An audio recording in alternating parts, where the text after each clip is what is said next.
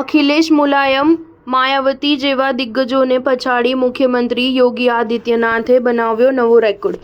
ઉત્તર પ્રદેશના મુખ્યમંત્રી યોગી આદિત્યનાથે ઘણા કદાવર મુખ્યમંત્રીઓ મુલાયમસિંહ યાદવ, માયાવતી અને અખિલેશ યાદવને પાછળ છોડતા રેકોર્ડ બનાવ્યો છે. તો ઉત્તર પ્રદેશમાં સૌથી લાંબા સમય સુધી સતત કાર્યકાળ સંભાળનાર મુખ્યમંત્રી બની ગયા છે. યોગી આદિત્યનાથે સતત 7 વર્ષ 148 દિવસ સુધી સીએમ બનવાનો નવો રેકોર્ડ બનાવ્યો છે. યોગી પહેલા કોંગ્રેસના મુખ્યમંત્રી ડોક્ટર સંપૂર્ણાનંદ આ પદ પર સૌથી વધુ સમય સુધી રહ્યા છે. એટલું જ નહીં, તે ઉત્તર પ્રદેશના વિધાન ભવન પર સતત 8મી વખત ધ્વજ ફરકાવનાર પહેલા મુખ્યમંત્રી પણ બની ગયા છે. ચૌધરી ચરણસિંહ, મુલાયમસિંહ યાદવ, માયાવતી અને અખિલેશ યાદવ સીએમ યોગીની આસપાસ પણ નથી.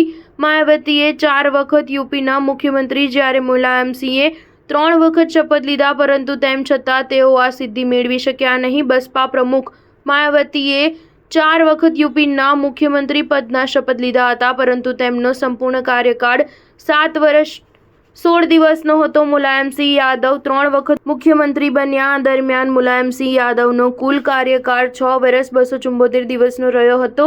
ઉલ્લેખનીય છે કે મુખ્યમંત્રી યોગી આદિત્યનાથની ગણતરી તે નેતાઓમાં થાય છે જેમના નેતૃત્વમાં પ્રદેશમાં કોઈ પાર્ટીની સતત બીજી વખત સરકાર બની. 25 માર્ચ 2022 જ્યારે યોગીએ મુખ્યમંત્રી પદના શપથ લીધા તો તેમણે નારાયણ દત્ત તિવારીનો 37 વર્ષ જૂનો રેકોર્ડ તોડ્યો હતો. નારાયણ દત્તે વર્ષ 1985માં અવિભાજિત ઉત્તર પ્રદેશમાં બીજી વખત મુખ્યમંત્રી પદના શપથ લીધા હતા. ઉત્તરાખંડ બન્યા બાદ યોગી પ્રદેશના પહેલા સીએમ છે જે સતત બીજી વખત સત્તા પર છે. સ્ટાર ન્યૂઝ 7 હંમેશા સચ્ચાઈની સાથે.